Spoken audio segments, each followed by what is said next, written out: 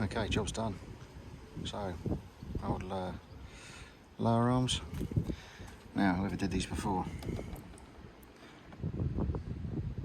didn't tighten them up with the hub in the correct position, because you can see that they have really scuffed on the rubber bushing there.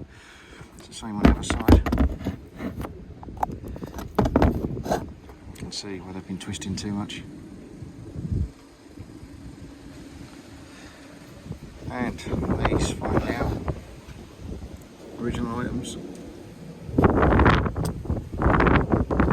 Let's see, them Forders, if that comes out, there we go, with the BMW emblem, but these don't actually fit BMWs, so they don't fit X5s. Common misconception, but it's just that when BMW owned a Range Rover at the time, they produced the parts for it. It's the same there as well. And here,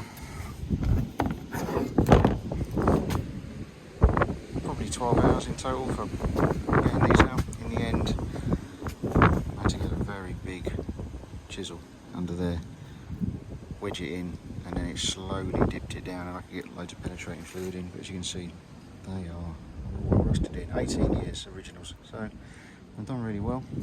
Couldn't get the ball joint off the ball joint, should I say? Them off the ball joint. There we go. It's all done. It's back up. Off for an alignment. Next job, get those wheels done, because they're scruffy, and some new tyres as well, because